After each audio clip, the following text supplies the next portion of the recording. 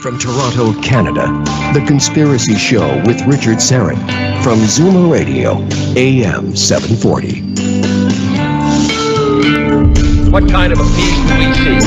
Not merely peace for Americans, but peace for all men and women. Not merely peace in our time, peace in all time. The flash, apparently official, President Kennedy died some 38 minutes ago. Here is the suspect, 24-year-old Lee H. Oswald. I'm just a patsy. President. Who actually fired the shots that killed Kennedy? Was there a conspiracy? In the years since the Warren Report, there is now so much more that we know. Conspiracy theories are now conspiracy facts. The Warren Commission successfully deceived the public. Allen Dulles' appointment to the Warren Commission is one of the great frauds of American history. Documents are withheld by the FBI, the CIA. Intelligence agencies did all the wrong things if they were looking for conspiracy. We will go back and piece together new facts and evidence that shed more light on what really happened here that day. The Commission believes that the same bullet that hit Kennedy hit Connally. Well, I don't believe it. It is indeed a magic bullet. Oswald was a figure of interest for 4 years before the assassination. They were reading his mother's mail. In his first year in office, Kennedy made many enemies. He vows he's going to shatter the CIA into 1,000 pieces. Have you ever committed any act of violence? He was intimately involved in the cover-up. Once you kill a president on the streets of American City, that sends a signal. The rights of every man are diminished when the rights of one man are threatened. If America really wants a democratic society, and we should get to the bottom of this traumatic crime that continues to reverberate throughout American history. This nation will not be fully free until all its citizens are free. All right. And thanks for inviting me into your home, your long-haul truck, RV, camper, taxi, your parents' well-appointed basement with a simulated wood paneling, electric fireplace, and the painting of dogs playing poker, your loft, that greasy spoon just off the interstate, and your cabin in the woods. That was, that was the trailer for the new film, the new documentary film, JFK Revisited, Through the Looking Glass, directed by Oliver Stone. 30 years after Stone stirred the pot with the Oscar-nominated drama JFK, starring Kevin Costner as New Orleans District Attorney Jim Garrison, Stone is back at it again and doubling down. And this is, again, JFK Revisited, written by James DiEugenio. And Jim is here for the full 2 hours. The documentary is informed by revelations uncovered from the nearly 2 million pages of documents that were declassified by the Assassination Records Review Board.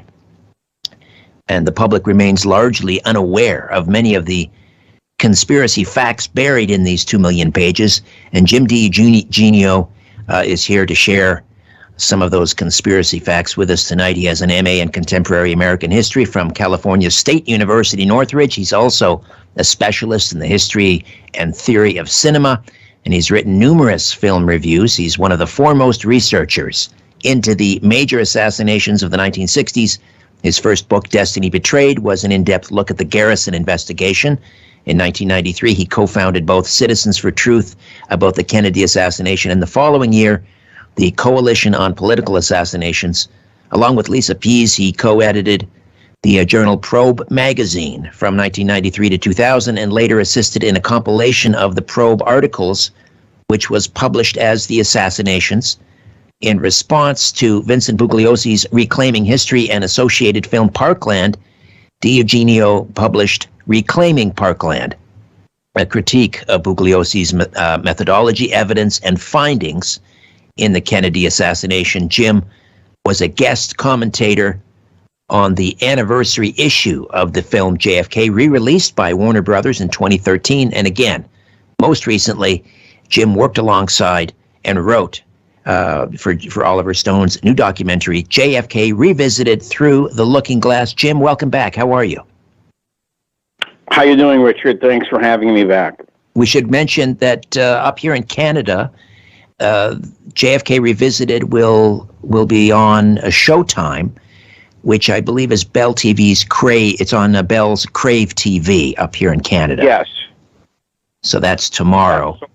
Just about everybody in Canada can see the film tomorrow. Okay.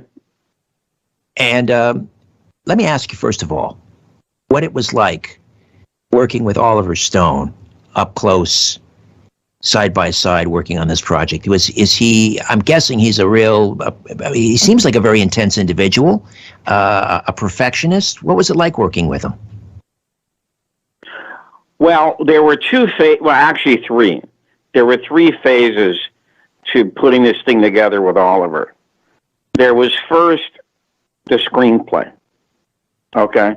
Working on the screenplay. The screenplay went through, although it says it's based on my book, it's not really based on my book. It was really an original screenplay. All right? And that went through 6 drafts. Okay? And it took about, I'd say, 5 or 6 months to go ahead and finish that screenplay. That was step 1.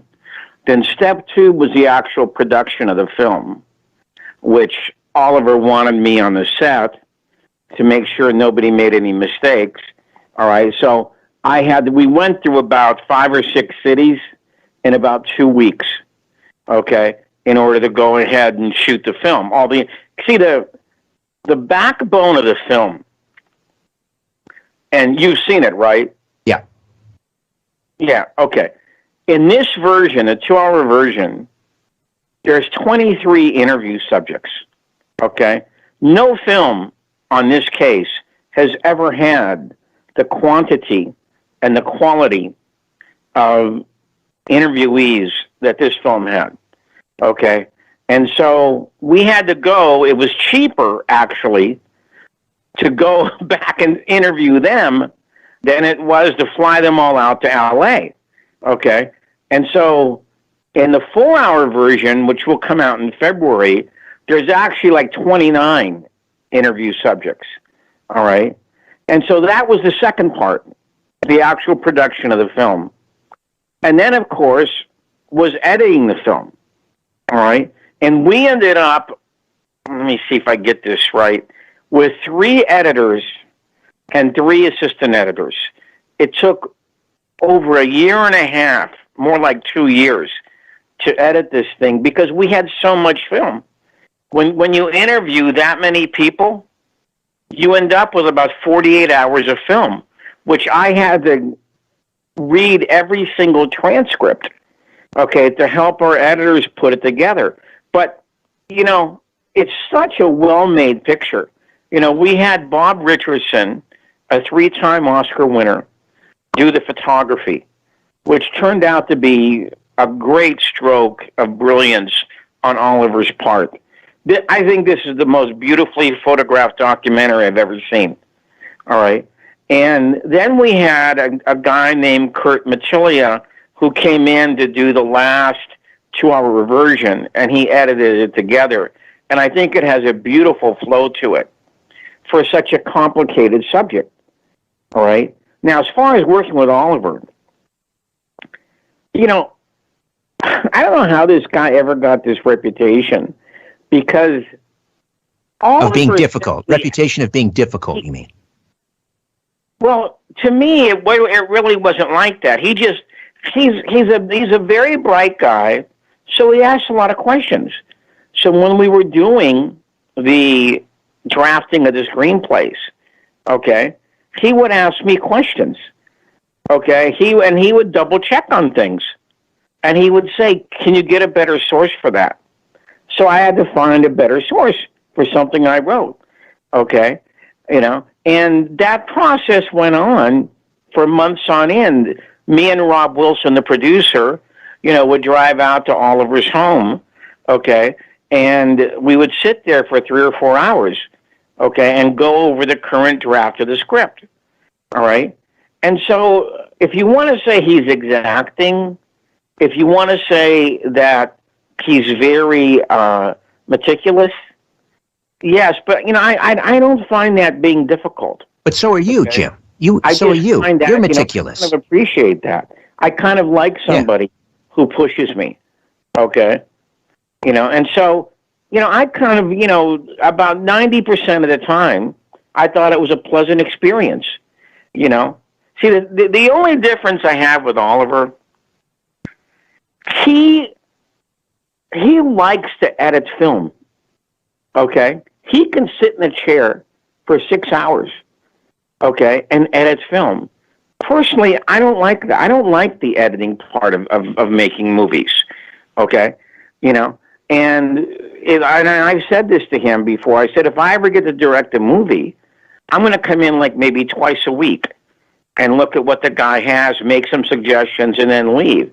But Oliver is not like that. He's, in essence, he's really the supervising editor on his films. Right. Okay. All right. Well, a lot of directors feel that's where the movie sort of really comes together in editing for them. But let me ask you: Did Oliver Stone ever say to you, after getting to know you and reading your work and working alongside you, did he ever say to you, Jim, I wish I knew you back in '91 when I made the movie JFK? It would have been totally different. Yes, he did say. He actually did say that.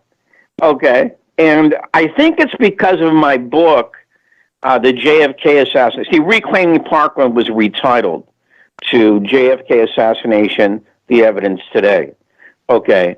He has that book in his office. Okay. And he gives it to people who come in. All right. His former secretary, Janet Lee, when I first met her, she said, Jim, you should have seen Oliver with your book. Okay. He went through it every page, underlined things, dog-eared the pages, okay, and now he gives it to everybody who comes into the office, all right? Okay, and so he really liked that book, and he said, more than one occasion, if I would have known about this book back in 1991, I just would have referred my critics to the book, okay? Right.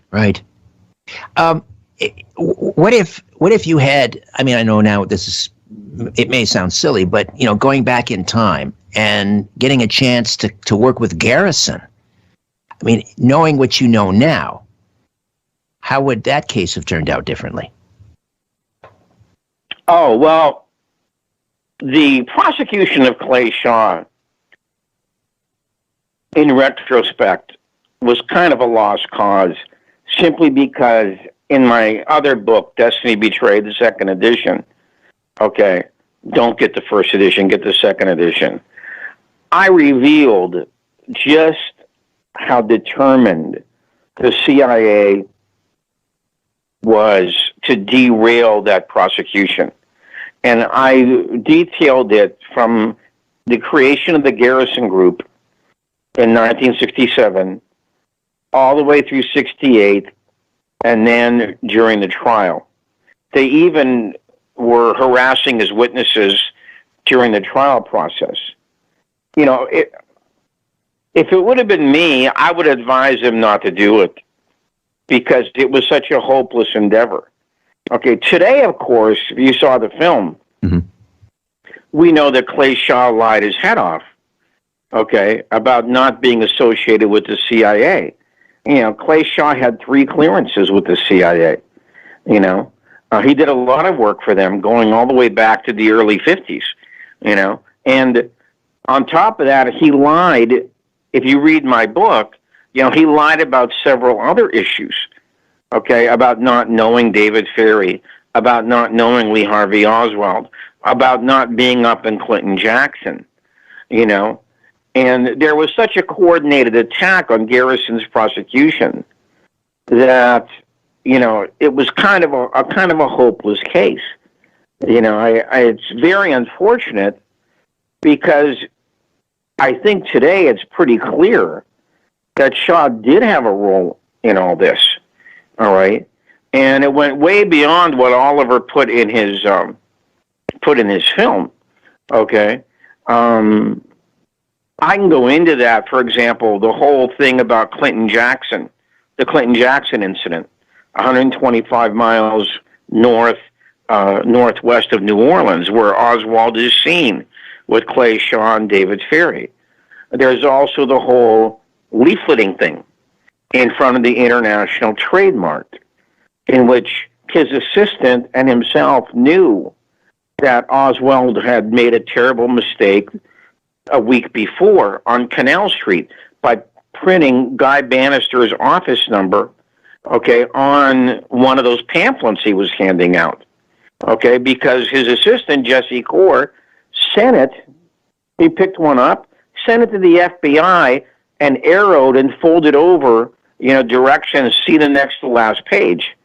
So here's my question. How could he have known about that if he didn't know who Guy Bannister was?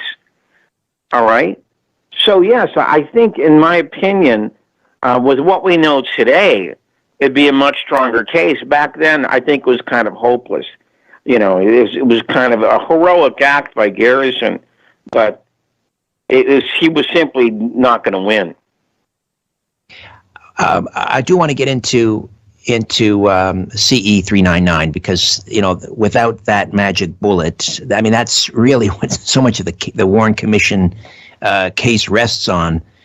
That without the magic bullet, without a single bullet, all of those were there 7 non-fatal wounds sustained by both men. How else can they be explained except for a second shooter? And the film, you spent a lot of time on CE 399. But before we get to that, because we're coming up on a break, I just want to ask you something I've always wondered about. In the movie JFK, they go into the morgue and they take Oswald's dead hand and they put it on the rifle, the Mannlicher Carcano rifle, to get the handprint on the weapon. Do you think it actually happened that way? It was pretty close, okay, because the guy who was running that mortuary, okay, they interviewed him on The Men Who Killed Kennedy, and he said the FBI did come in, okay. They wouldn't let him into the room when they were there, but he did notice that when they left, there was ink all over Oswald's dead hand. Wow. Amazing. Pretty bad, huh? Yeah. One more thing, and that is the parade route. There's been kind of conflicting theories on this as to whether they did, in fact, change the parade route last minute in order to, for this triangulation, for the motorcade to be, driven into this death trap, as it were. Was the parade route changed at the last minute, yes or no? According to the Dallas police, it was. The night before, they had to bring in the motorcycle escorts and told them, we have to go by the new parade route. And they went ahead and they followed the new parade route just to make sure what they were doing. But beyond that, they even stripped back the number of motorcycle escorts. Okay? It was cut by about 1/3. And one of the guys said he goes, that was the craziest motorcycle escort I've ever seen in my life. Because if you look at the films, Kennedy's wide open from the side. Okay, and of course, everybody's seen the film where they call off the guy who's supposed to be riding on the back bumper. Right. I mean, you know what I'm talking about, right? Yes.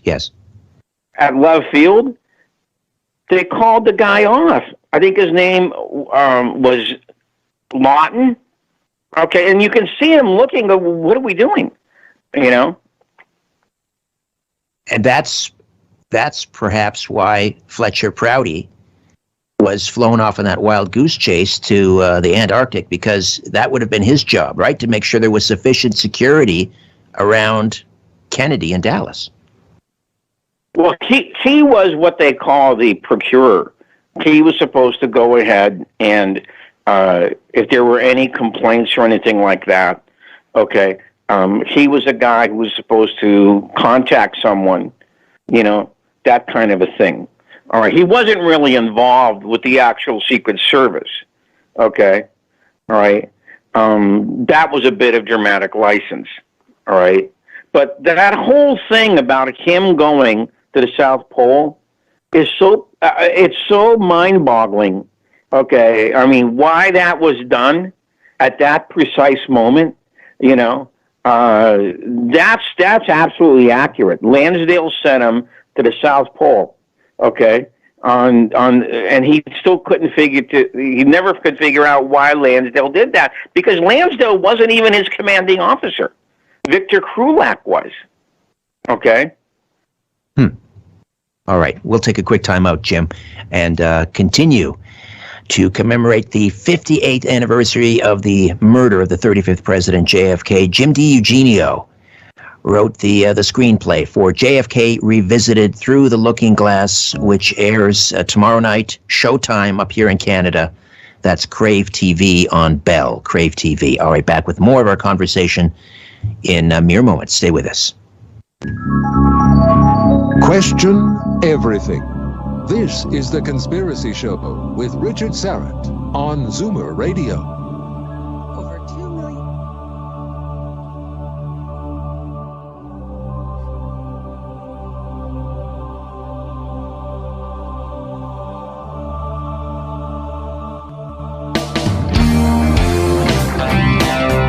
Here's a resolution for 2021. Reduce stress and enhance your immune system. ESS 60 from C60 Evo. C60 is the carbon-60 molecule known to deliver more than 172 times the power of vitamin C. 172 times. ESS 60 is the purest form of C60, a known antiviral, antibacterial, and anti-inflammatory remedy that works. ESS 60 neutralizes free radicals from cell metabolization and external toxins to help minimize inflammation and maximize detoxification. Further, people report better sleep, more energy, and renewed mental clarity when they take our ESS 60 organic oil. To order your miracle molecule ESS 60, go to c60evo.com/Richard-Syrett. c60evo.com/Richard-Syrett. Buy now and save 10% by using the coupon code EVRS at checkout.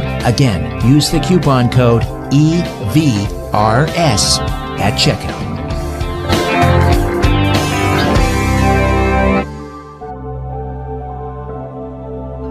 Existing space more efficient. Comes to the table with advice on design trends and elements. Whether your taste leans toward modern or classic, and there's more advice to come. Like how to pay no tax. Visit RoyalHomeImprovements.ca right now to find out how CAR members can pay no tax on home renovations, or call 416-236-4400. Conditions apply. It's perfect indoor weather to renovate with Paul Napolitano and Royal Home Improvements. Shaking the world and seeing what follows. This is The Conspiracy Show with Richard Syrett from Zoomer Radio. Welcome back. Jim DiEugenio is with us, and we're talking about the latest Oliver Stone film. Well, it's Jim's film, too. It's JFK Revisited Through the Looking Glass, and it airs tomorrow night on Showtime up here in Canada on Crave TV. So let's, before we talk about CE399, this is the magic bullet, let's talk about the magic bullet theory, the brainchild of the Warren Commission lawyer, Arlen Specter, who would later become the senior senator from Pennsylvania. Now, did he come up with that on his own? Did he get help? Do we know who actually pieced together the magic bullet theory? Well, Specter did it in its final form. There were people on the commission who were actually talking about it. Okay. See, because the commission was stuck with a 3-bullet scenario. Okay. All right. And that was it.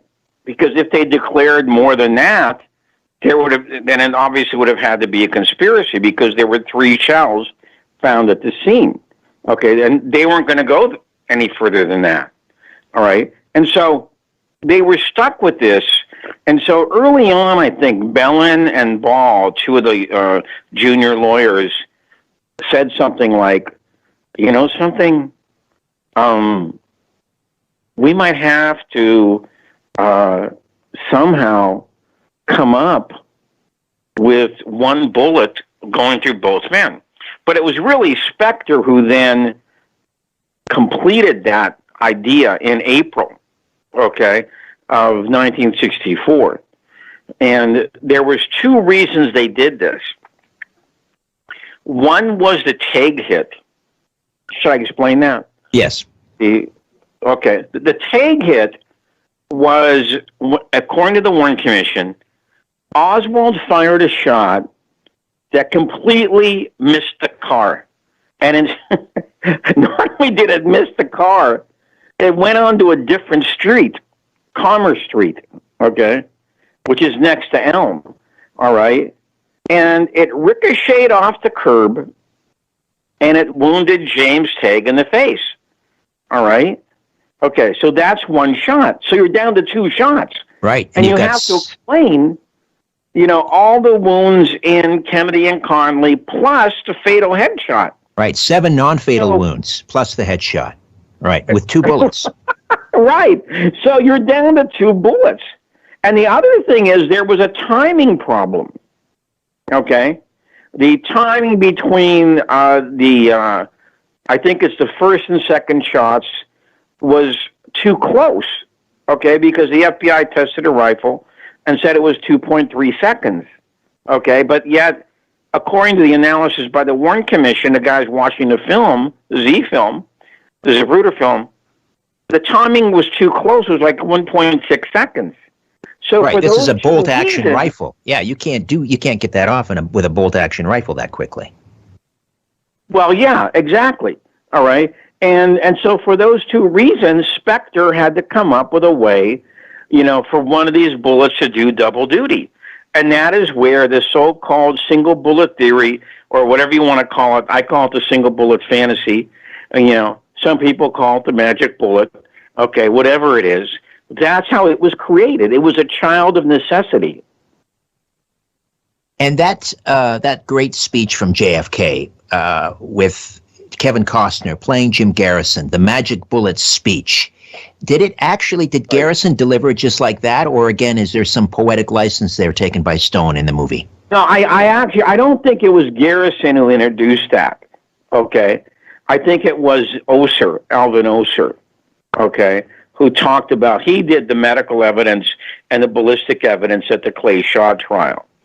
Okay, the guy who suggested that to Oliver to put it in the film like that is in our movie, Cyril Wecht. Right. Who plays a really strong part in the film.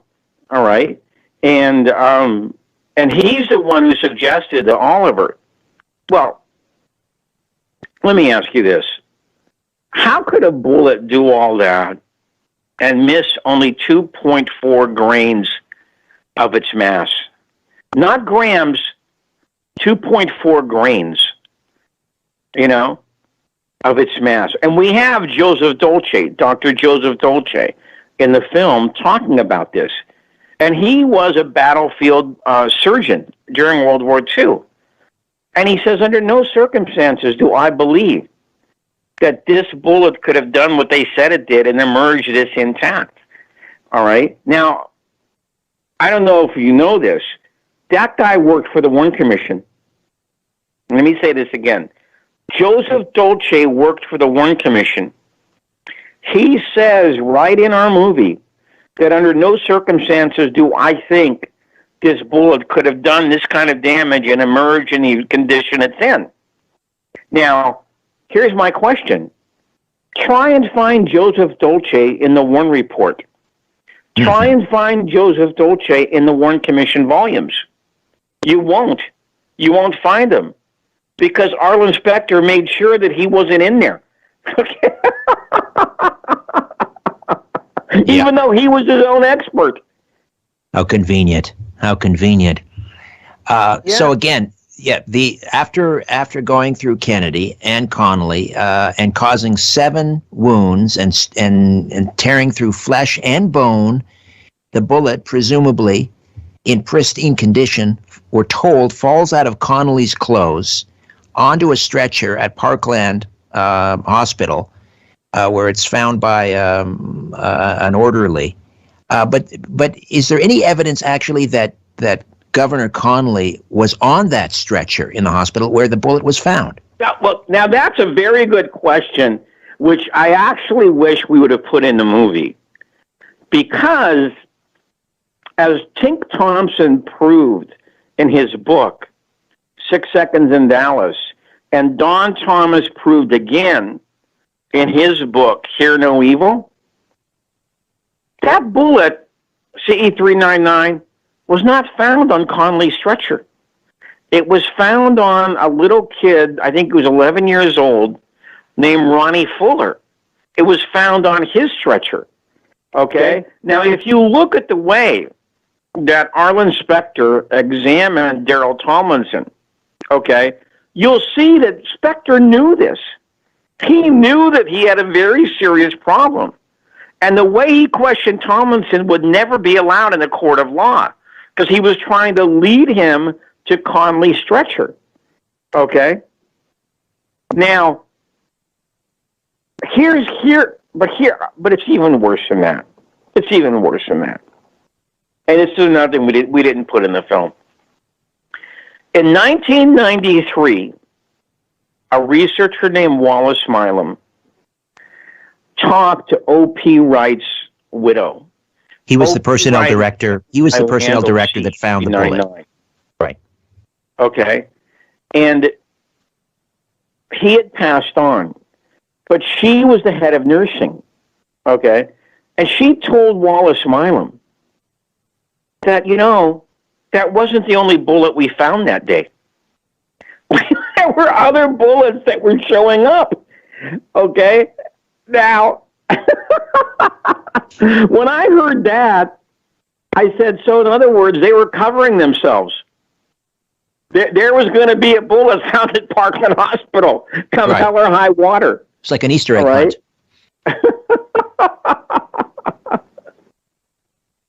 And did they ever match CE-399 to the rifle, Oswald's rifle? Well, according to the Warren Commission, they did. There's a little bit of disagreement about that with the House Select Committee on Assassinations. Okay? They kind of they slightly disagreed with that. Okay? But the point we were trying to make with CE-399 is we wanted to avoid all that stuff about bullet trajectories and stuff like that. And we just wanted to prove, and I think we did, that CE-399 would never be admitted into a court of law today. All right? Simply because there's no chain of custody to that bullet. And we spent a lot of time on this, like you said.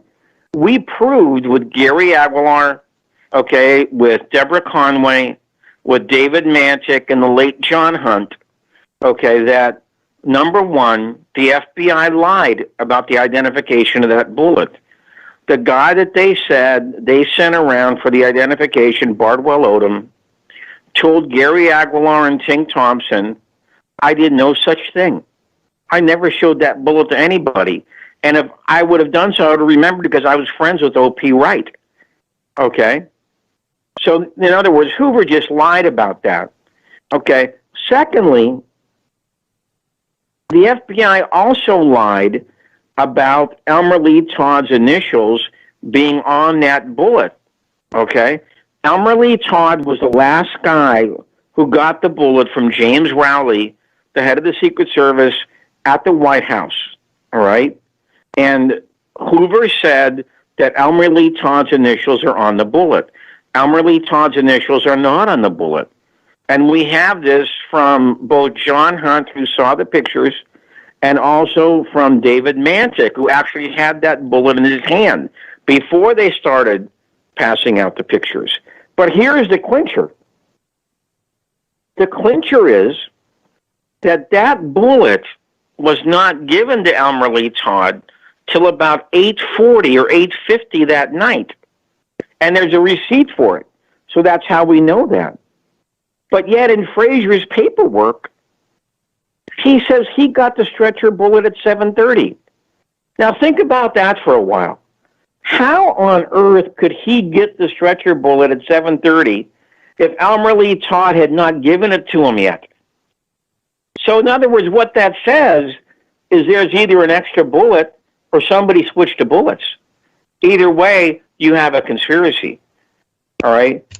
All right. And so this is what we tried to show, that we shouldn't be talking about trajectories or anything like that anymore. The question that I wanted to pose is who planted CE-399? Okay? All right, Jim, got to take another time out. We'll walk away of. Who planted that bullet? Exactly. All right, Jim, we'll take a quick time out. Jim DiEugenio, JFK Revisited Through the Looking Glass, plays tomorrow night, November the 22nd, Showtime on Crave TV across Canada. I'm back with more of our conversation in 2 minutes. The truth will set you free, but first, it will really tick you off. You're listening to The Conspiracy Show with Richard Syrett from Zoomer Radio.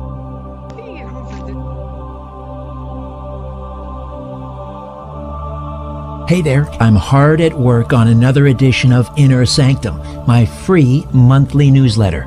Inner Sanctum features my monthly brief, a column of my thoughts and opinions on what's happening in the world. It features a spotlight on a past guest, a look ahead to an upcoming episode of my weekly syndicated radio program, The Conspiracy Show. It features a look at this month in conspiracy and UFO history, and my Conspiracy Unlimited podcast episode pick of the month, and so much more. To get your free monthly newsletter, Inner Sanctum, delivered to your email inbox, just go to my website, strangeplanet.ca, strangeplanet.ca. Scroll down to the bottom of the page and click on Inner Sanctum and register. It's fast, easy, and again, absolutely free.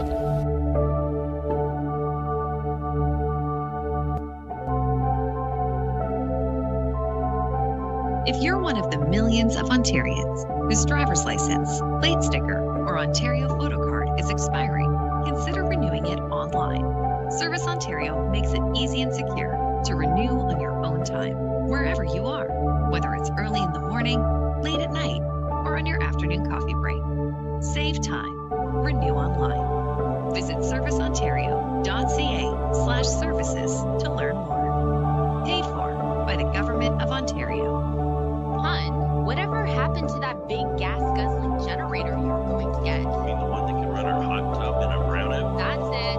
The loud, smelly one. It's a work in progress. You don't need to own a car generator to know the last man on earth will be a woman. But you do need a car generator if you want power that's clean and reliable, enough to keep your furnace, fridge, and TV running for days. Go to cargenerator.com and click on videos to watch customers running their home essentials on a car generator. Don't be afraid of the dark. The Conspiracy Show with Richard Syrett from Zoomer Radio. To talk to Richard, call 416-360-0740 or toll free 1-866-740-4740. And we will take questions and comments after the top of the hour with Jim DiEugenio as we continue to discuss JFK Revisited Through the Looking Glass. That is the latest from Oliver Stone.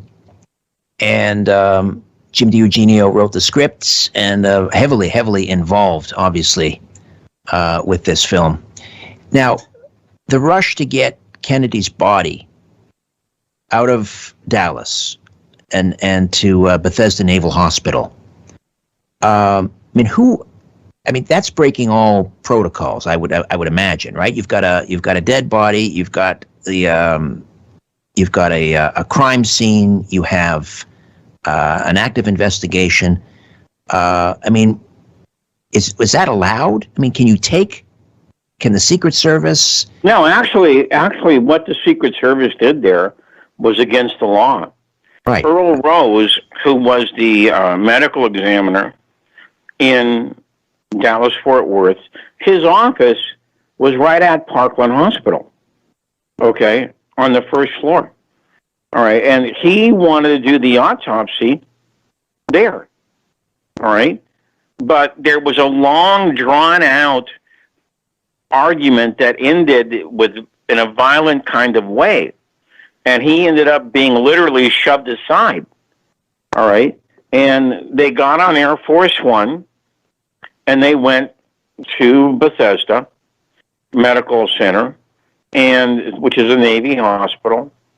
And they got, instead of Earl Rose, who was a pretty good medical examiner, they got these guys who were not even really practicing forensic pathologists. Humes and Boswell had not done a gunshot autopsy in a heck of a long time, years on end. All right, so they called in Pierre Fink, all right, and he was, I think, from the Army or the Air Force, and then they wanted to get somebody from outside, but that permission was denied. And so they ended up with what is probably one of the worst autopsies in the history of medical evidence. Okay, and we do. This is the other thing that we spent a lot of time on. Okay, because of this autopsy, because it was so heavily controlled, okay, by outside forces who should never even have been there, really. All right, this is why nobody really knows the actual circumstances of how President Kennedy was killed, because when somebody dies of a gunshot wound and it's a homicide, all right, you're supposed to dissect the wounds. Both in Kennedy, there were allegedly 2 wounds, one from his back and the other one in his head. Okay? Well, the doctors there that night were stopped from dissecting the back wound. All right? And as we spent a lot of time on in the film, there's a very big controversy about whether or not there was a sectioning of Kennedy's brain. Let me explain what that means. In a gunshot wound autopsy where there's a bullet wound to the head, you're supposed to let the brain soak, okay, because you don't want to do it in a fresh state because it has no consistency, all right? And so you let it firm up, okay? And then you either do what's called a serial section, which is like cutting a bread loaf, or you do what is called a pie section, and you section off the brain that way. And this way, you can go ahead and determine what path the bullet or bullets went through in Kennedy's brain. Well, as I said, there was no back wound dissection, and there's a very big controversy about whether or not Kennedy's brain was ever cut so that we could see the way the bullets went. The official records say that this never happened. But as Doug Horn talks about in the film, and even more in the longer version, the 4-hour version that's coming out in February, okay, there might have been one of these, but they ditched the evidence, okay? You know, they deliberately deep-sixed the evidence that ever happened. They never wanted it to get out. And I'm sure you're aware, Richard, that anybody who sees the film, our other big pillar of evidence to show that there was fraud in the record is that the brain in evidence cannot possibly be President Kennedy's. And it took us this long to figure that out, which is a real shame. Well, we'll pick up on that point on the other side, Jim. This was a short segment. When we come back, we'll talk about the president's brain. Jim DiEugenio wrote the script for JFK Revisited Through the Looking Glass, Oliver Stone's latest. And 30 years after the drama JFK, he's doubling down once again, and this premieres in Canada, across Canada, tomorrow night on Showtime on Crave TV. Back with more in a moment. Don't go away. When in doubt, blame the government. You're listening to The Conspiracy Show with Richard Syrett from Zoomer Radio.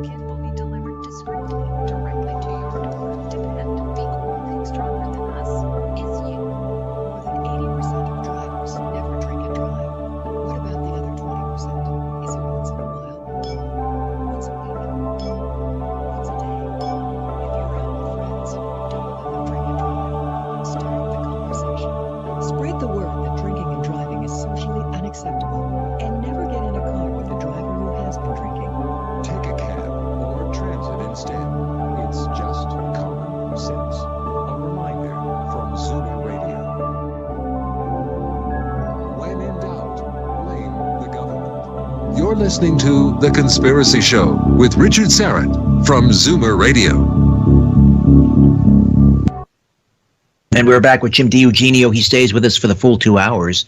We'll take questions and comments after the top of the hour. You can call in at 416-360-0740, 416-360-0740 in the Greater Toronto Area, or toll free from just about anywhere, 1-866-740-4740,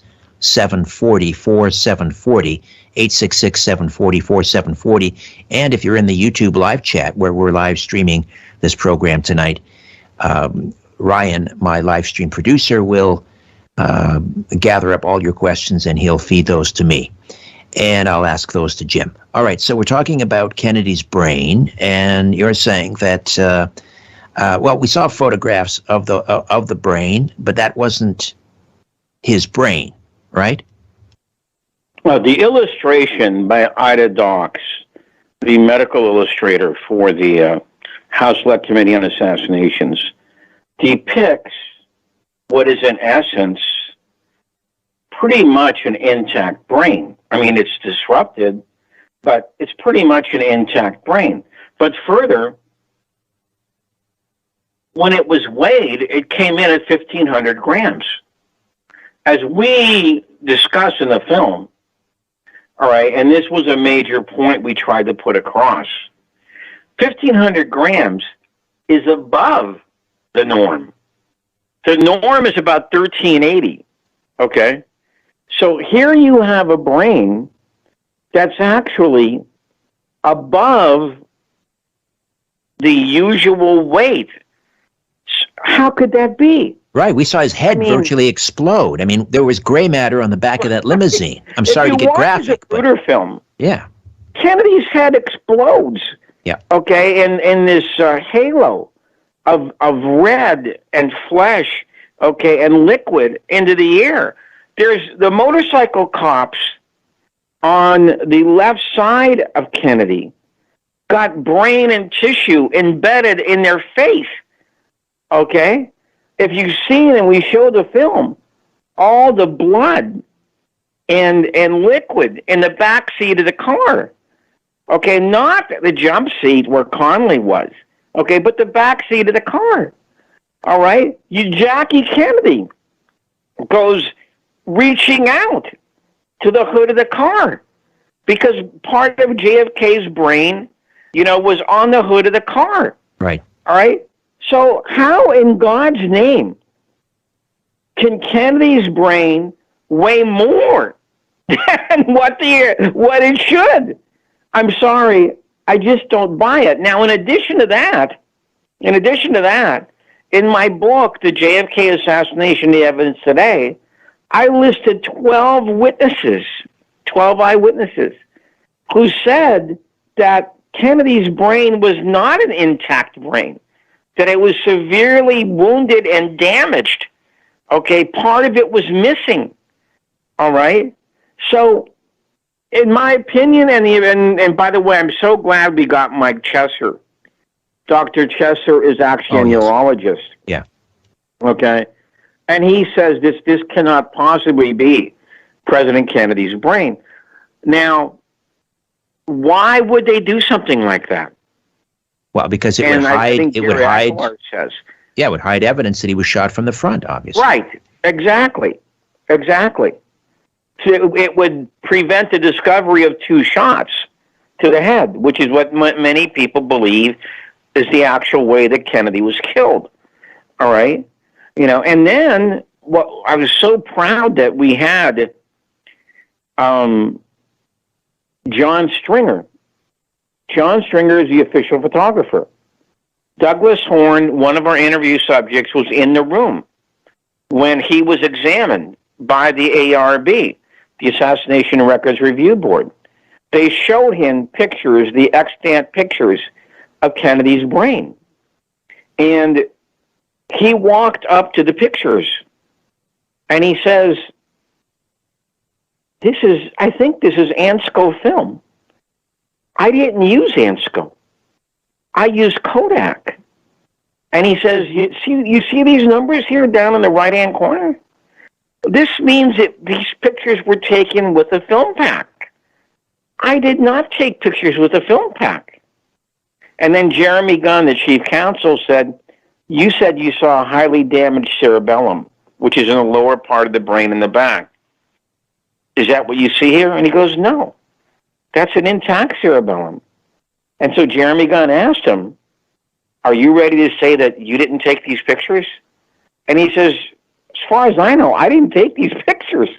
So here, you know how important that is, Richard? Because in a court of law, if you're going to try and admit a picture, an illustration, or a drawing as evidence, the person who made that picture, illustration, or drawing has to say that that's the picture that he took. So in other words, these photographs would never be admitted into a court of law today. And that's another illustration of the fraud in this case. Right, right. And then the brain supposedly goes to the National Archives, but it disappears from the pages of history. Now, was that Cyril Wecht? Was that Cyril Wecht who actually discovered? Cyril Wecht went into the National Archives in 1972. He was the first forensic pathologist that was allowed to go in. All right. And he looked at the inventory and he said, there's supposed to be a brain here. There is no brain here. Kennedy's brain is missing. All right. You know, so in other words, here you have these false representations of John F. Kennedy's brain, when in fact the real brain of John F. Kennedy disappeared God knows how long ago. You know? So in other words, here's the question. Why do they need these fraudulent pictures, and who took them? And we, as you saw the film, we tried to make a case for Robert Knudsen might have taken them. Okay, do you want to get into that now, or do you want to wait till you take a break? We've got about 3 minutes here. Yeah, why did you, just walk us through how you arrived at Knudsen. See, Robert Knudsen was called, by, I think, George Berkeley to report to follow Kennedy's body once it arrived in Washington. He was gone for 3 days. His family didn't see him. He was the White House photographer. He was one of the official White House photographers. He actually delivered pictures to Sandra Spencer, who's another important witness that we feature in the film. Okay? He said he took pictures, of the autopsy, but his pictures are gone, And he did not recognize some of the pictures of the autopsy that are in evidence today. He recalled a big hole in the back of Kennedy's head, You know? And so we suspect that they both took pictures, Both Stringer and Knudsen. And if there's somebody who actually did take pictures of Kennedy's real brain, it was probably Knudsen, and those pictures disappeared. All right? And let me add just one last thing. If you listen to Robert Knudsen's deposition, which is on tape at the National Archives, you want to hear something really weird? Yes. It's not his voice. What? It's a woman's voice on the National Archives. It's not Knudsen talking. Now, is that the weirdest thing you ever heard in your life? Why on earth would they not let the guy speak in his own voice? Right, right. That is bizarre. That is very strange. Jim DiEugenio is with us. He wrote the screenplay for JFK Revisited. Again, that's premiering across Canada tomorrow night, the 58th anniversary of JFK's assassination, and you can see it on Showtime on Crave TV. And it aired earlier this month in the U.S., I believe, correct? Was it November 12th? It's on demand, Right. But it was available as of November 12th. But it's premiering tomorrow in the United States on Showtime also. Okay.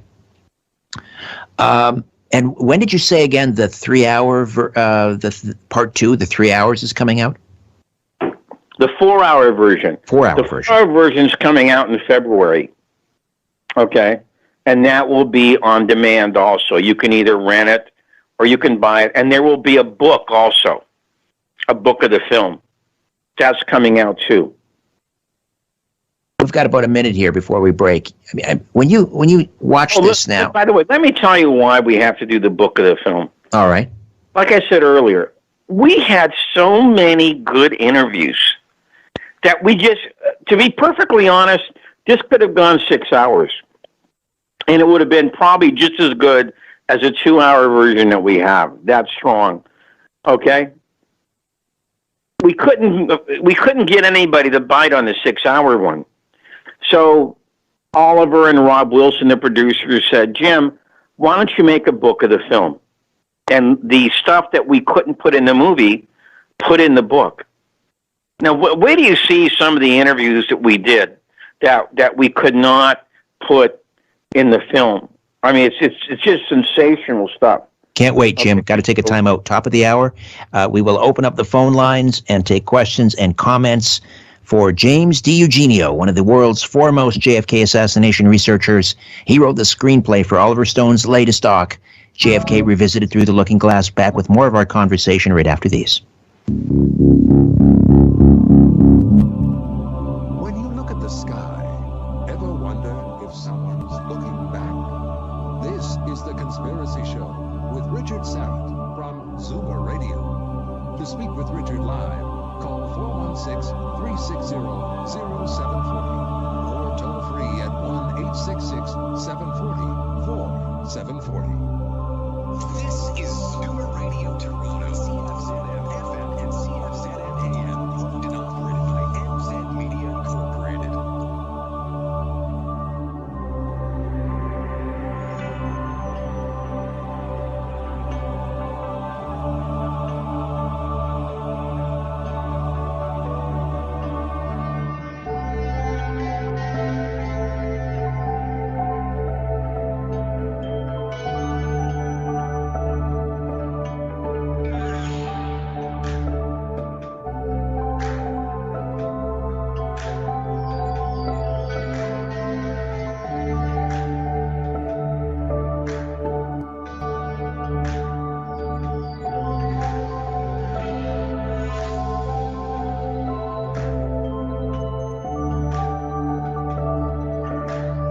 Live from Toronto, Canada, Earth, The Conspiracy Show with Richard Sarrett on Zoomer Radio.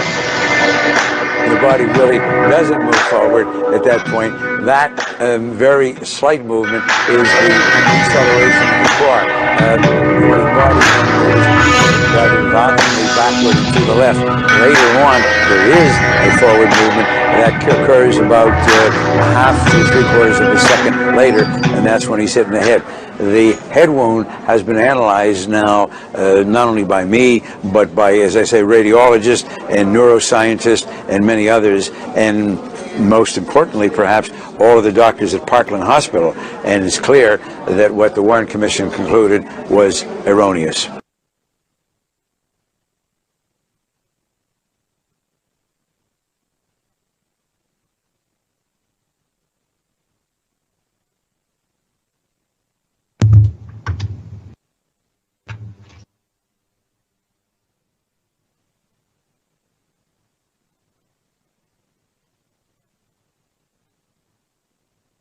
The body really doesn't move forward at that point. That very slight movement is the deceleration of the core. The body then moves rather violently backward and to the left. Later on, there is a forward movement that occurs about American forensic half to pathologist Sarah 3/4 of a Wecht. second later. I believe that clip is from a JFK assassination conference back in 2013, and he was the first civilian ever given permission to examine the Kennedy assassination evidence back in 1972. And as Jim and I were discussing earlier, it was Wecht who first discovered that Kennedy's brain and all related data in the killing, or much of the related data in the killing, had gone missing from the National Archives. And then in 1978, Wecht testified before the House Select Committee on Assassinations as the lone dissenter on a 9-member forensic pathology panel re-examining the assassination of JFK. And of course, Cyril was a consultant to Stone for the film JFK, and now 90 years old, still incredibly sharp, and he appears in JFK Revisited. Jim DiEugenio stays with us. He again, of course, wrote the script for JFK Revisited through the Looking Glass. Let me just go right to our YouTube live chat, Jim, and let's see. Roger Vega asks, Jim first brought to light the fact that JFK was against foreign intervention in the Middle East when he spoke on the floor of the Senate. Can you expand on that, Jim? Yes, there was Kennedy in 1957 made a very famous speech about the whole Algerian attempt to be free from French colonialism. All right. And Algeria at that time was a predominantly Muslim country. I think it was like 90% Muslim. All right. And Kennedy made a speech about this because it's much wiser for us to go ahead and get a negotiated peace than it is to support this bloody, horrible war that France is involved with to keep Algeria a part of the French Empire. And he said words to the effect that, we have an opportunity here to set a very good example in the third world. Now, when Kennedy becomes president, he has a very special relationship with Gamal Abdel Nasser, the president of Egypt, and by far, the most influential and charismatic leader throughout the entire Arab world. All right? And in the long version of the film, the 4-hour version, you will see this.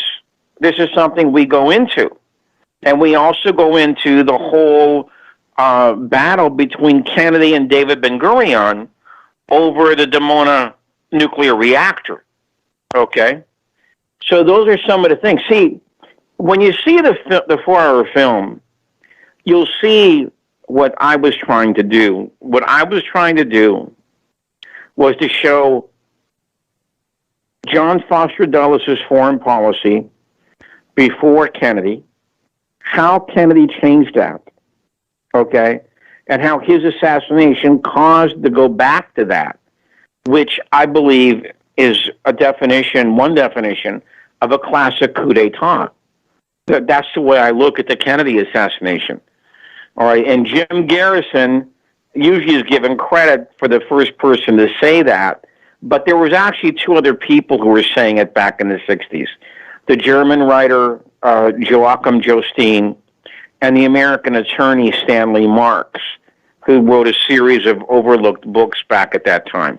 And one of the names of his book is Murder Most Foul, is also the name of Bob Dylan's song about the Kennedy assassination. So the idea of a coup d'etat goes all the way back until the late 60s. And that's what I believe what happened here. All right. You Betcha in the YouTube live chat asks, Jim, have you ever talked to Stone about the 1990 movie JFK, and how does he feel about the movie 3 decades later? That's a good question. How does he feel looking back at it? I actually did in my book, The JFK Assassination, The Evidence Today. I actually did. I don't think anybody else has done this. I did a scene-by-scene review of the first hour or so of the film, comparing it to what we have today. In other words, in the declassified documents. And if you go ahead and look at that analysis, if anything, the first hour or so kind of understates what happened. In other words, the evidence we have today is even stronger than what's in the film. All right? Now, there are some things that I would advise him differently to do. Okay. For instance, the Fletcher Prouty scene with Donald Sutherland in Washington. What I would advise him to do is I would have said, you ought to use Richard Case Nagel, because Garrison actually did meet with Richard Case Nagel at the time. He didn't meet Fletcher until later. Okay. And then if you want to put the stuff in about Vietnam, there's this professor at Ohio University who wrote Garrison a letter about this subject, 26 pages, okay, single-spaced, handwritten, on how Kennedy's murder caused the escalation of the Vietnam War. I would use that instead. See, those are some of the things I would have advised him about, just to stay safer. Okay, but let me add one other thing. If you take a look at a movie like The Untouchables, okay, yeah, which I like, I think it's a very good film. It's terrific movie. And if you compare that to the real story, I mean, my God, about 70% of it is just completely false, never happened. Okay? Oliver uses dramatic license much less than that, and he gets hammered. Okay? So, it's a very weird double standard. Okay? And I think it's for the simple reason that Oliver's films are much more political than, say, somebody like Brian De Palma is. All right? I think it's very unfair. Could JFK, the 1991 version, be made today? Probably not. I mean, it would have to be from somebody else. Okay. But the thing is, I actually believe that Oliver made the right choice in this. I think he should have made a documentary. For the simple reason, I'm sure you know this, Richard, but I'm willing to wager that hardly anybody else does. The Assassinations Record Review Board closed in 1998, which was, you just do the arithmetic, 23 years ago. Mm-hmm. Why did it take me, Oliver Stone, and Rob Wilson to do a report on all the things that they discovered? In the entire 4 years that they were running, I only recall two major news stories of what they did. One was admitting finally in 1997 that Oliver Stone, Fletcher Prouty, and John Newman were right. Kennedy was withdrawing from Vietnam. And the second story was only carried in one newspaper, the Washington Post, and it was a summary of what Doug Horne had written about the mystery of Kennedy's brain. Now, in those 4 years, the Assassinations Record Review Board declassified 60,000 documents and 2 million pages. And in all that time, only two stories. So here's my question. Again, why did it take us 23 years later to go ahead and explore what was in those 2 million pages of documents? I mean, if somebody can inform me of why that was, I mean, we can all speculate, okay? But it shouldn't have happened that way. Not at all. All right. Harlan Sampson asks, what do you think, Jim, of the impact of Marilyn Monroe's death on the JFK assassination? Oh, my God. This is one of the biggest piles of baloney that's ever been presented, okay? And Mark Shaw, with his terrible book, okay, is one of the big promoters of this. If you go to a guy named Donald McGovern, his website, Maryland from the 22nd floor, I think it is, or from the 22nd row or something like that. I've written a review of his book, which is called Murder Orthodoxies. All right. There is no relationship at all between the two. Okay, it's completely a pile of rubbish. And this includes Gianni Russo, who was in the Godfather movies, all right? It includes all these trashy books going back to Robert Schlatzer and Norman Mailer, okay? You know, and he exposes that for what it is, all right? There's simply nothing there. There was no impact on either one, and then he tries to bring in Dorothy Kilgallen to this, when in fact Kilgallen and Marilyn Monroe were never friends. Okay, Marilyn Monroe didn't like Dorothy Kilgallen at all. So we tried to stay away from that because it doesn't really merit any serious discussion about why Kennedy was killed or how he was killed. All right? So we tried to stick to the record as exclusively as we could. All right. Richard Warner asks, did the Secret Service really destroy the assassination files in the early 90s? Yes.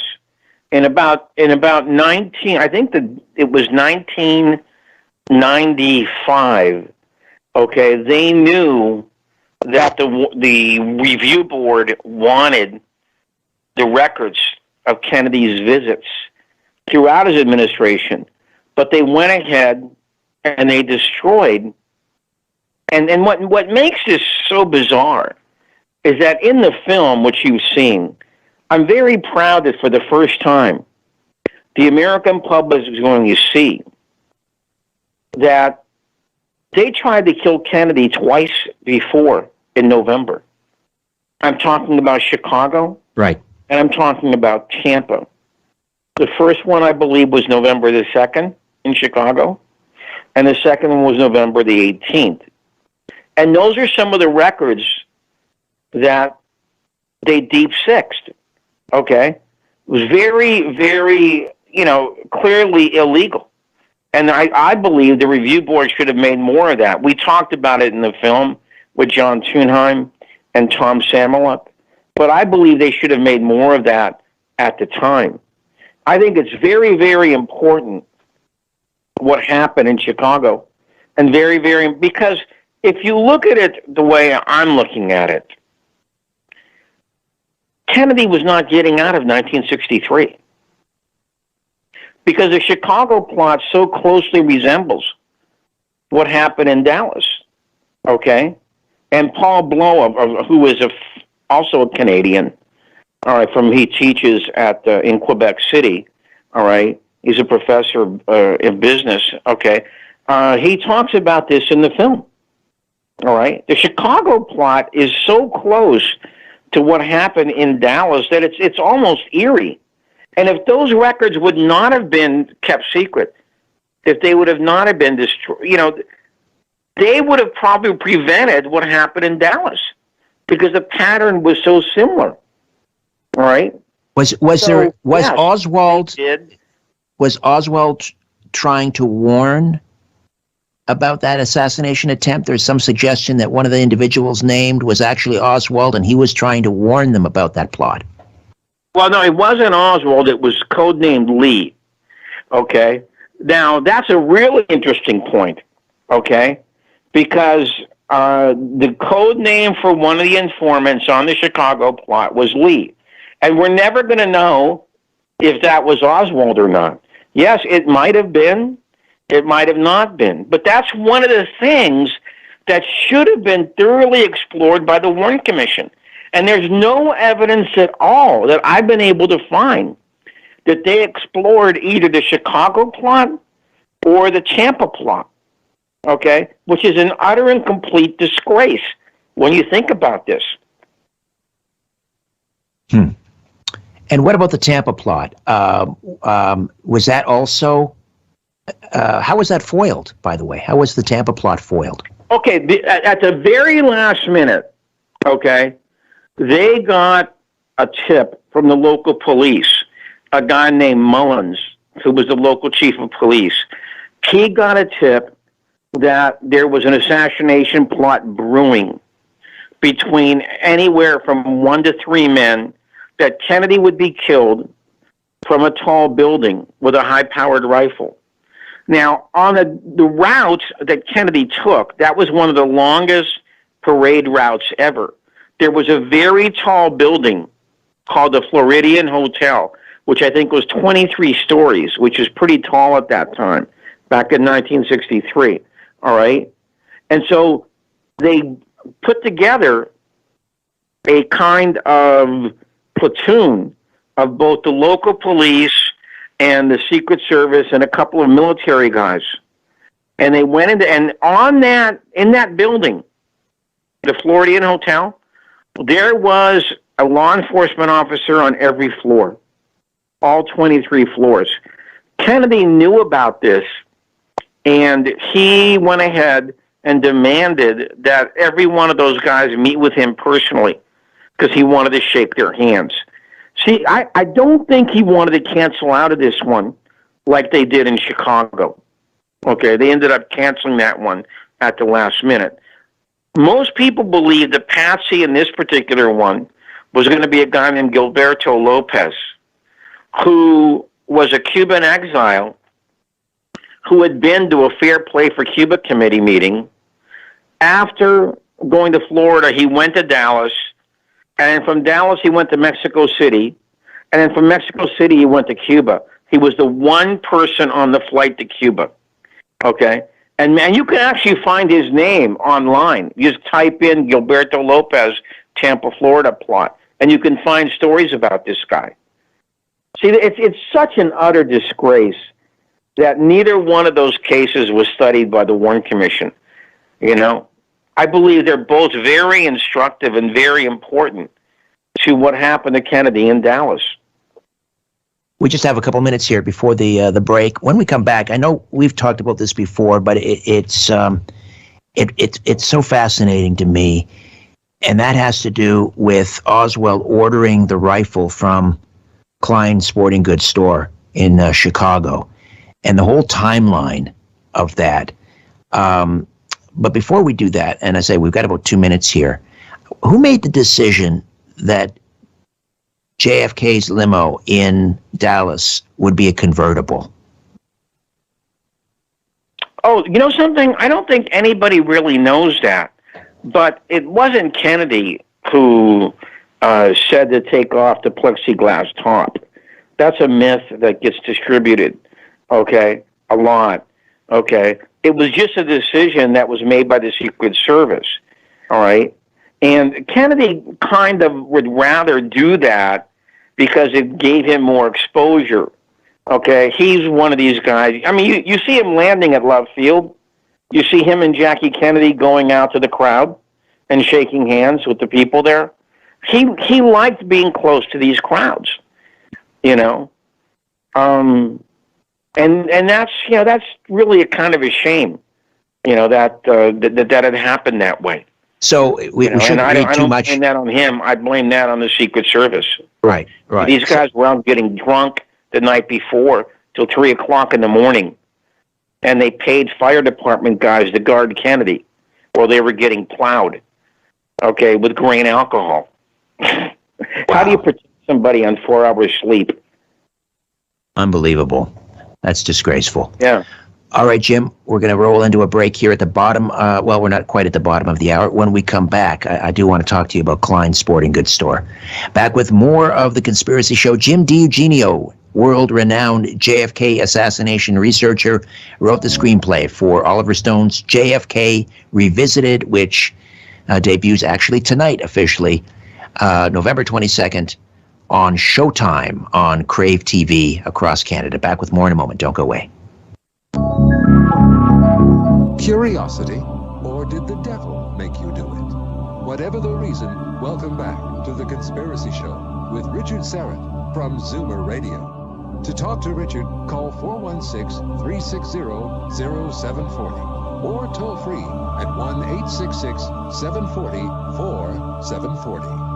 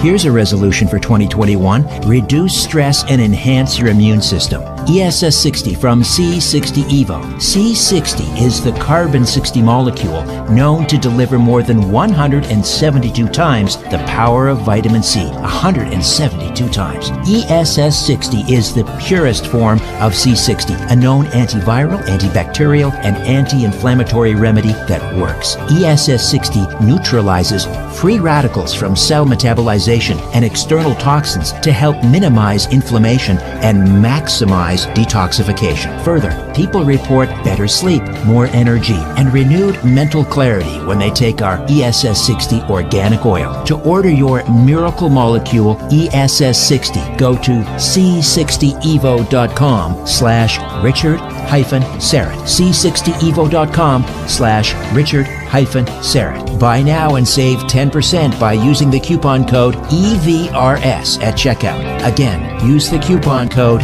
EVRS at checkout.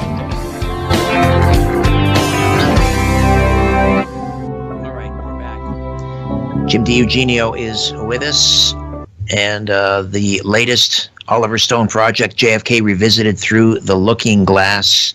Jim wrote the screenplay, debuting tonight on Showtime across Canada, Crave TV.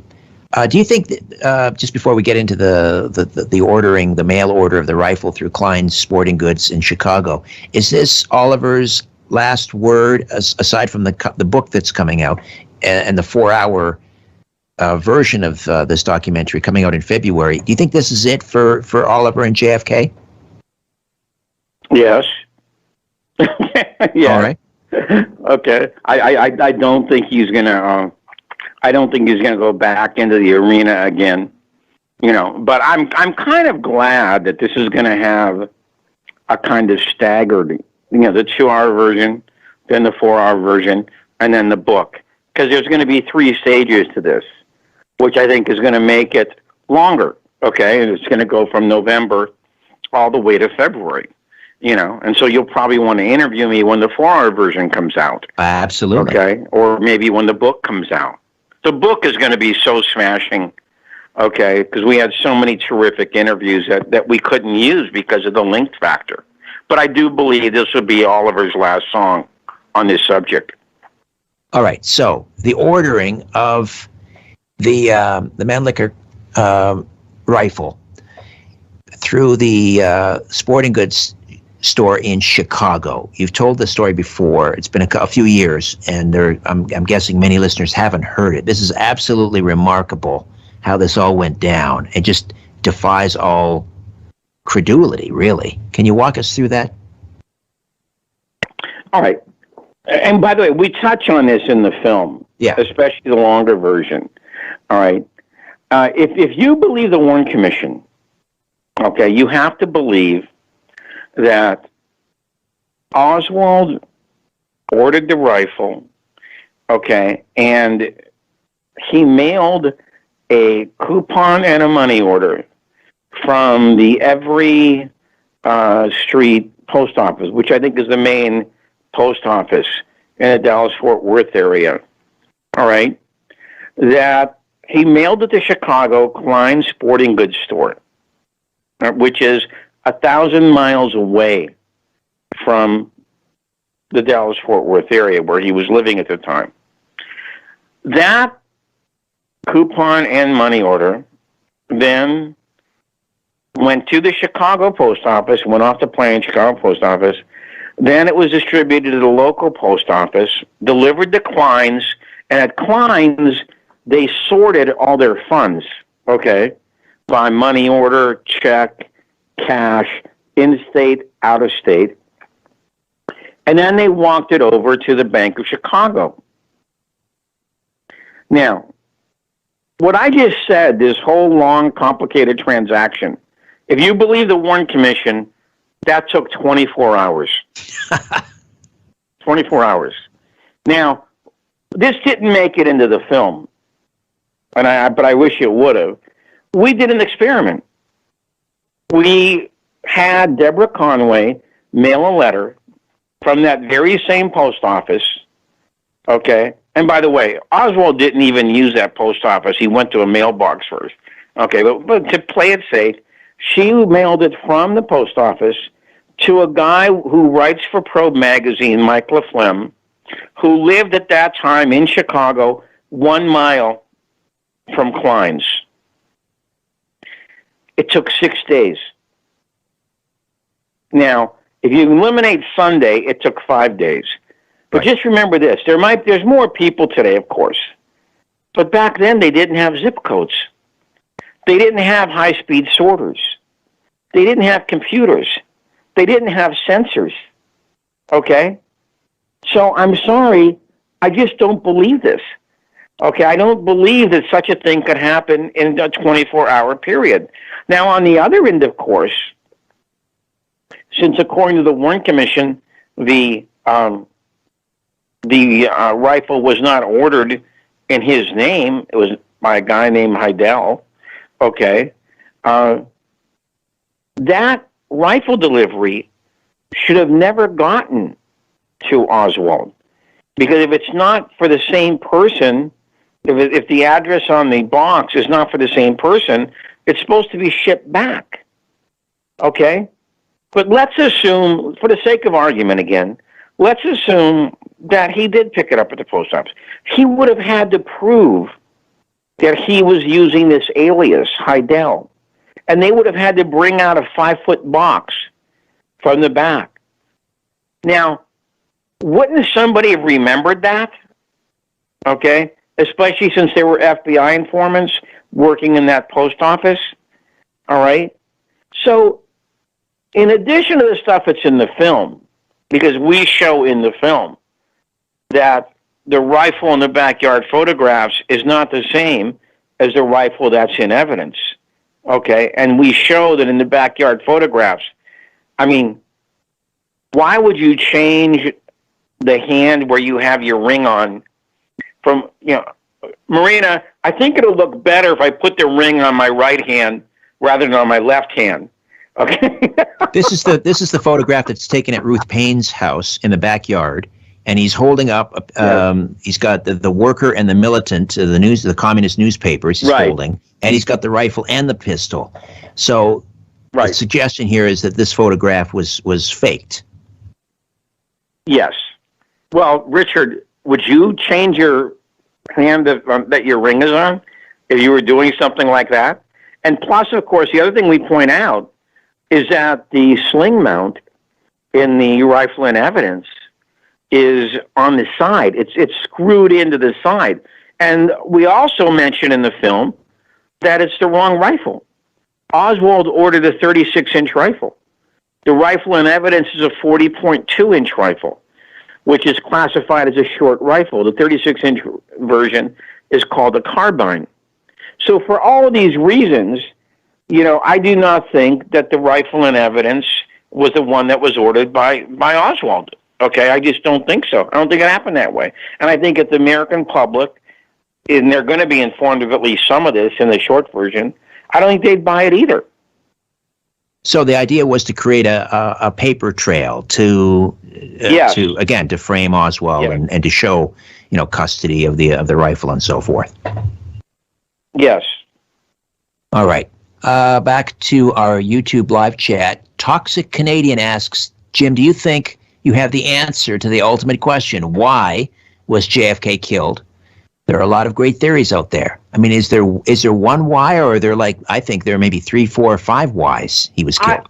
Look, I've said this many times, and I'll keep on saying it, okay, because I've done a lot of work on this issue, all right? I believe that the cover-up about who John F. Kennedy was and what he represented is more systemic, more rigorous, and deeper than the cover-up about how Kennedy was killed.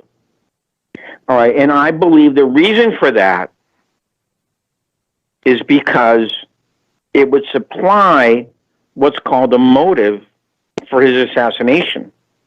Okay? I believe that Kennedy was changing the foreign policy of the United States too fast and too hard. for people in Joint Chiefs of Staff and the CIA. They were just not going to tolerate that. And they knew that Johnson would be much more accommodating. For example, one of the really good things that's in the film, and you probably remember this, Richard, is we have Johnson telling McNamara, okay, that he admits this. It's on tape. He says, I never agreed with what you and the president wanted to do about withdrawing from Vietnam. I thought it was a bad decision psychologically, but I just sat there because I was... He says this on tape. We have it on tape in 1964. And then we have John Newman, who is one of the foremost authorities on this issue, the Vietnam issue.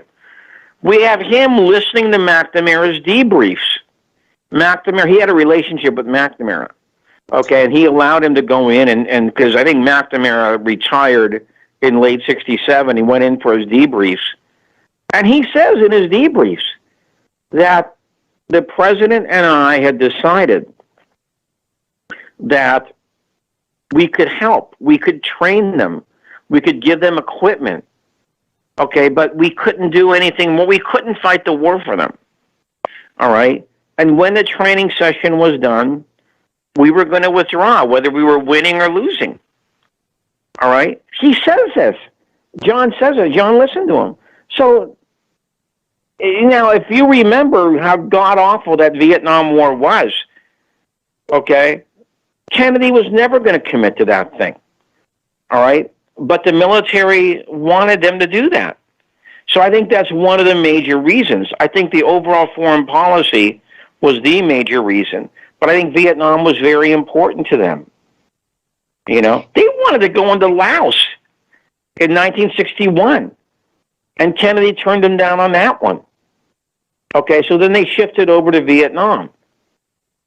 And when, by the way, in the long version, we have a very interesting segment on Curtis LeMay, okay, who should have been a person of interest in any real investigation. Curtis LeMay, of course, was the chief of the Air Force, who Kennedy had a problem with during the missile crisis. If you remember, when Kennedy announced he was going to do the quarantine, Curtis LeMay actually said to his face, you know, this is worse than Neville Chamberlain at Munich. Right. LeMay believed that they could win a nuclear... to the president, your boss? Yeah, I mean, LeMay believe that they could win a nuclear exchange with the Soviets, right? He was willing to go to the brink over Vietnam. Yeah. Even he said, if the Chinese come in, we'll just nuke them. Okay? This is, I mean, come on, give me a break, will you? Right, kind of the inspiration for... bombs over that third world country, over a war we should have never been involved in? Right. I think George C. Scott's character in Dr. Strangelove was based on LeMay, if I'm not mistaken. We'll take a quick time out, come back. James G. Eugenio stays with us. JFK Revisited Through the Looking Glass. Back with more in a moment.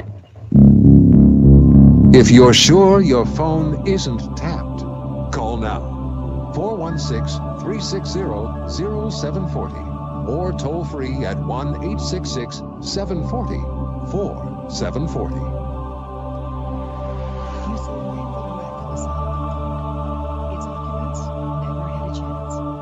Hey there, I'm hard at work on another edition of Inner Sanctum, my free monthly newsletter. Inner Sanctum features my monthly brief, a column of my thoughts and opinions on what's happening in the world. It features a spotlight on a past guest, a look ahead to an upcoming episode of my weekly syndicated radio program, The Conspiracy Show. It features a look at this month in conspiracy and UFO history, and my Conspiracy Unlimited podcast episode pick of the month, and so much more. To get your free monthly newsletter, Inner Sanctum, delivered to your email inbox, just go to my website, strangeplanet.ca, strangeplanet.ca. Scroll down to the bottom of the page and click on Inner Sanctum and register. It's fast, easy, and again, absolutely free. Learn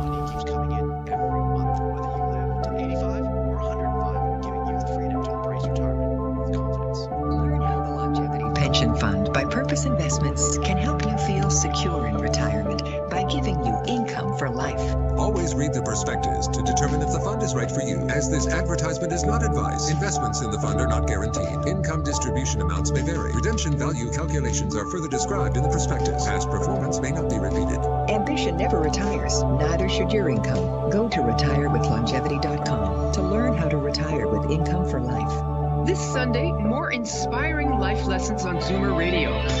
Join host Lawrence R. Fuller for an hour of life-changing insights and inspiration. Lawrence is opening up, sharing important lessons he's been taught about life and how to live it fully. He'd also like to hear from you.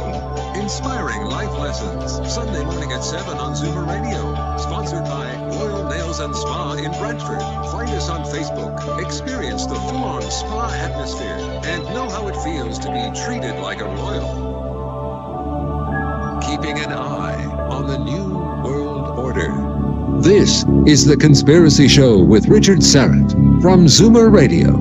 To speak with Richard, call 416-360-0740 or toll free 1-866-740-4740. Jim DiEugenio is with us. JFK Revisited Through the Looking Glass debuts tonight on Showtime. You can find that on Crave TV.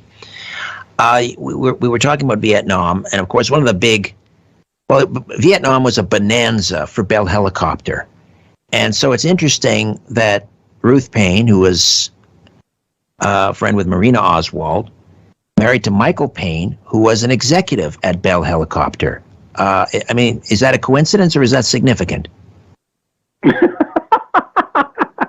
Well, unfortunately, we didn't have the time to get into Ruth and Michael Paine in the film. If they would have allowed us 6 hours, which I think it should have been, then we probably would have gotten into Ruth and Michael Paine. But here you have this guy with this clearance at Bell Helicopter, in the defense industry, who's hanging out with this communist who's actually visiting his house, on the weekends to see his wife. All right. Now, that is a little bit weird, I think. All right. And that's not where it begins or ends. It's, Ruth Paine seems intent upon separating Marina from Lee from almost the minute they met, which I believe was in April of 1963, through the auspices of George de Mohrenschildt. And there's another incredible case. This white Russian, debonair, handsome, who's been through a couple of fortunes in the oil business, chooses to hang out with this so-called Marxist who's a defector from the Soviet Union and defected back. What the heck was that all about? And before he died, George de Mohrenschildt said that he would have never met Oswald in a million years. He was ordered to do so by the CIA station chief in Dallas, J. Walton Moore. All right? So this whole thing about the supposedly communist Oswald, who was hanging out with the white Russian community in Dallas-Fort Worth, and with the Cuban exile community, and with Guy Bannister in New Orleans, is such a hunk of trash, and that the Warren Commission never got to the bottom of this is, again, another disgrace upon them. We go into it a little in the film, and we show how the CIA had a program going on to destroy the Fair Play for Cuba Committee. And they also backed Carlos Bringier's group, the DRE, the Student Directorate Nacional, which began in Cuba, which was started by David Phillips. And David Phillips was also the guy who started the Anti-Fair Play for Cuba Committee campaign that the CIA was doing. So in other words, the CIA is using both ends in order to discredit the Fair Play for Cuba Committee. And you got Oswald working out of Guy Bannister's office, and he actually puts the stamp on one of his flyers, 544 Camp Street.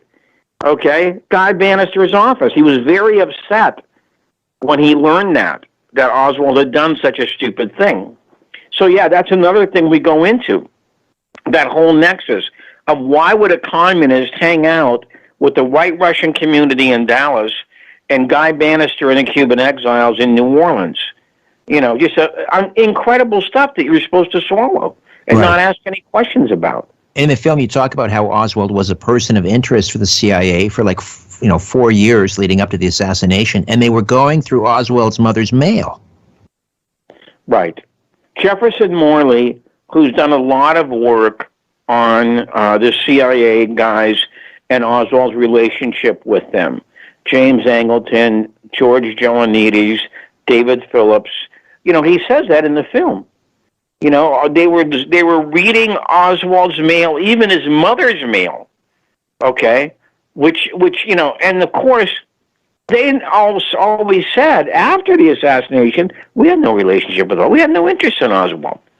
Okay, which is a bunch of baloney. You know, utter and complete, you know, lies. Okay. Now, there's also we go into Otto Otepka in the film. Otto Otepka suspected that Oswald was not a genuine defector. So he sent a list to the CIA wanting to know which one of these guys is real, which one of these guys are fake defectors. In other words, which ones are yours? And Oswald was on that list. Well, he should have never done that because, as we talk about in the film, his career went completely downhill. He was demoted. He was surveilled.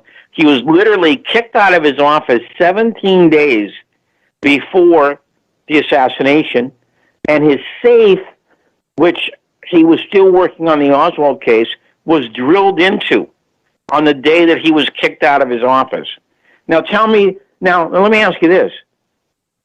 Do you think you'd find Otto Otepka's name in the Warren Commission? I'm guessing no. He should have been called as a witness. He was not. All right, unbelievable.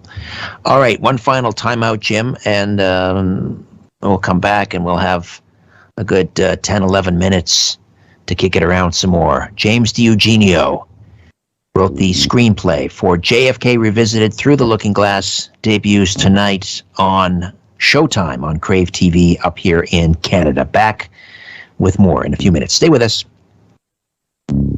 You want the truth? You can handle the truth. The Conspiracy Show with Richard Syrett from Zoomer Radio. To get the truth, call Richard now at 416-360-0740 or toll free at 1-866-740-4740. You know Vision TV as the... Now the Waltons welcome you into their home in a new movie that arrives on the 50th anniversary of the one that started it all. The story of a family and a Christmas Eve that changed their lives forever. The cast is new, but the story is as beloved and heartwarming as any Christmas family tradition.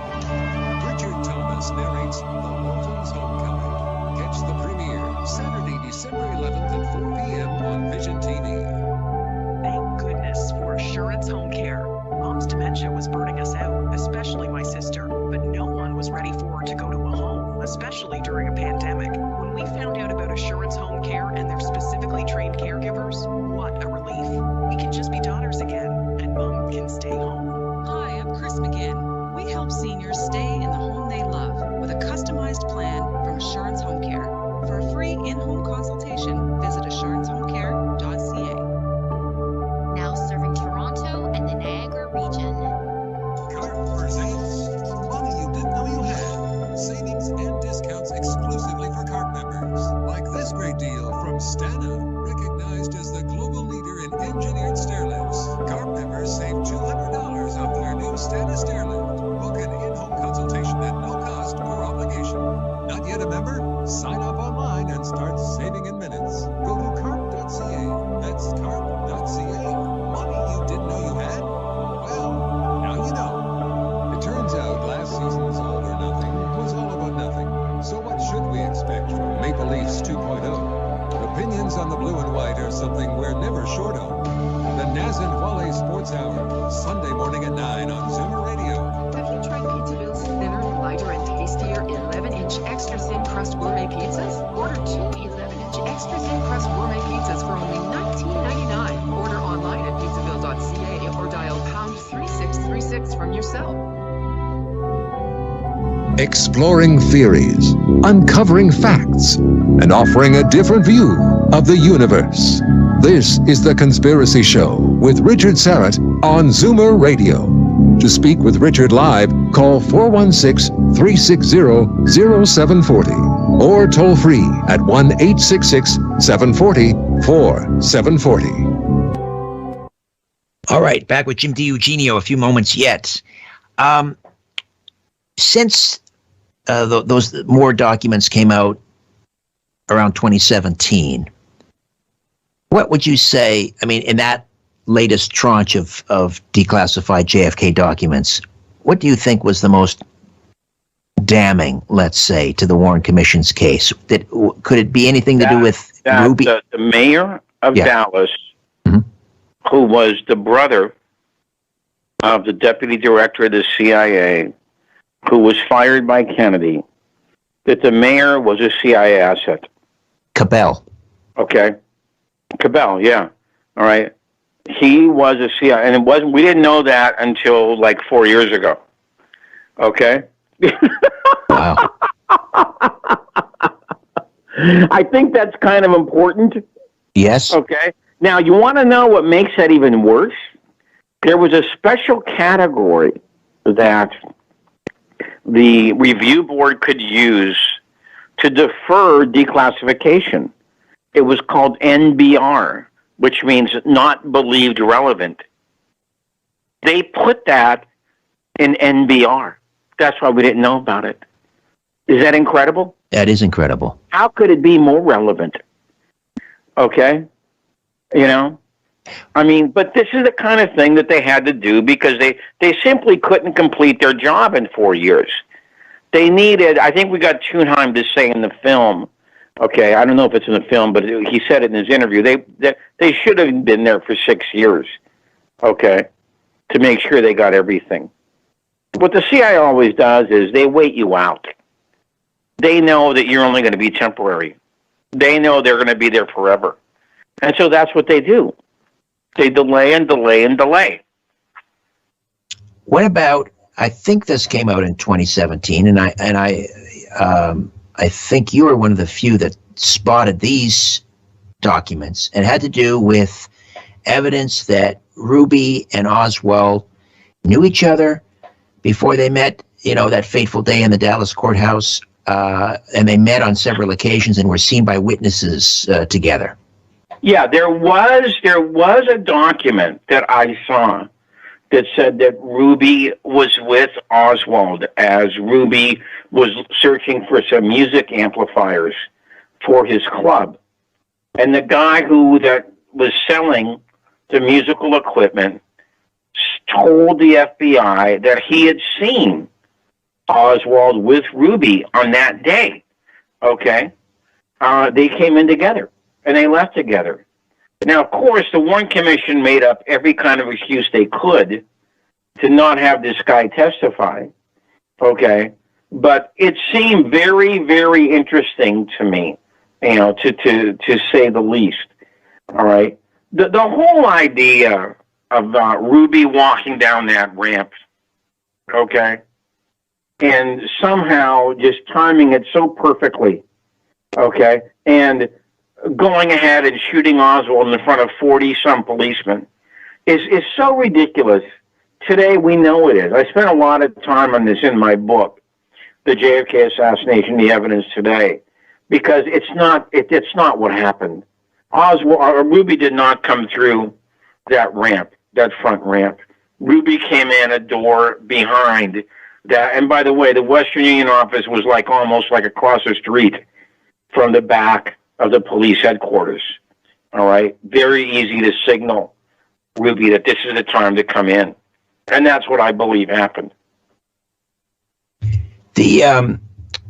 Before I get to this next question, I'm going to go back to the YouTube live chat. MG, well, this is the Lollapalooza. Who's responsible for the assassination of JFK? Now, first of all, we have the trigger man or trigger people, and then we have the people behind the trigger people. Let's start with who actually fired the fatal head wound. Do you know who that was? Do you have an idea?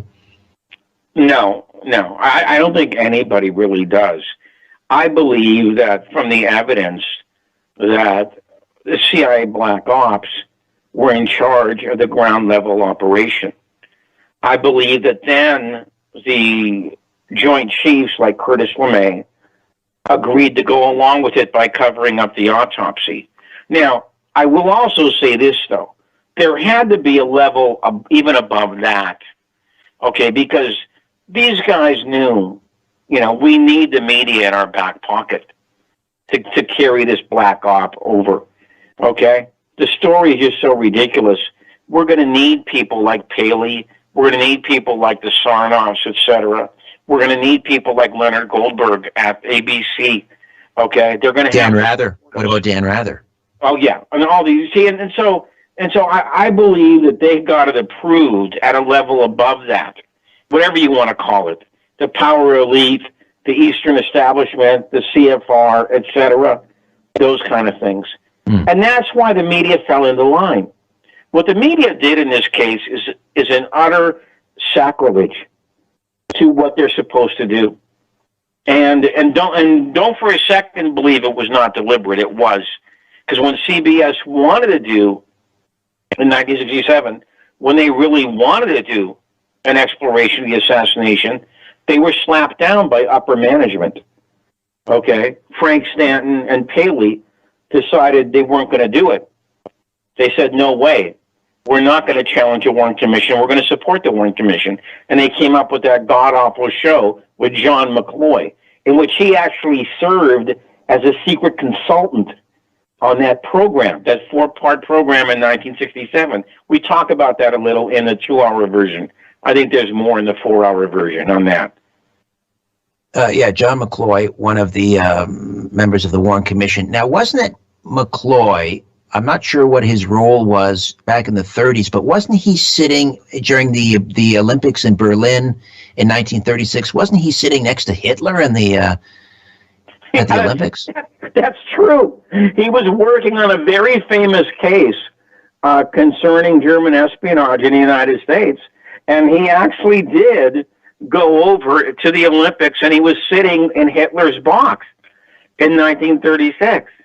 Okay, but John McCloy, later on, he's the guy who's responsible for the Japanese internment. Nobody pushed that as hard as McCloy did, and he also was a guy who objected to bombing the railroad lines going into the death camps in Europe, okay? I mean, this guy was really, there's a good book about him called The Chairman by Kai Bird. He was really, and by the way, he's the one who pushed Carter to let the Shah of Iran into the United States for David Rockefeller, because David Rockefeller was a friend of the Shah's, and he wanted the Shah in the United States, and McCloy was the major lobbyist on that. So here's a guy who was responsible for those 3 things serving on the goddamn Warren Commission. I mean, come on. And Dulles, Alan Dulles, to have Alan Dulles please, on the Warren Commission. I want to talk about this guy. Okay. There's just a quick clip. I just wanted to talk about this. Right, where Eric Sevareid asked Dulles, yeah, have you ever been responsible for an act of violence in your life? And Dulles puffs on his pipe and says no. No, he took about 20 seconds to think about it while he carefully lit his pipe. And then there's a scene in the film where Alan Dulles reaches out to shake Kennedy's hand and he just turns away. Yeah, isn't that terrific? I think that summarizes, okay, the whole relationship. People may be not aware of the fact that the Warren Commission was not like a unanimous decision. It was like 4-3, right? You had Hale Boggs, Richard Russell Jr. and John Sherman Cooper all voted against, right? Yes, they were against the single bullet theory, and then they went ahead and they suckered Russell, thinking that it was going to be in the record. His protest was, and it wasn't. Okay, and that's why Russell turned against the commission. He was the first guy to go ahead and turn on the commission, I believe, in 69 or 70, when he found out what they had done to him. And then Hale Boggs later disappears in a plane crash, I guess. Right, for Alaska. But before that, he was even more violent about Hoover when he found out what had happened, what Hoover had done to the Warren Commission. He basically said he lied to us about the rifle. He lied to us about the bullets. He lied to us about everything. He actually said that. Okay, that's how violent. And then, of course, Cooper told a BBC interviewer, and I think 1971 or a little bit later, that he didn't buy the single bullet theory. Okay, and then when you add in Gerald Ford, you know we have about Gerald Ford, don't you?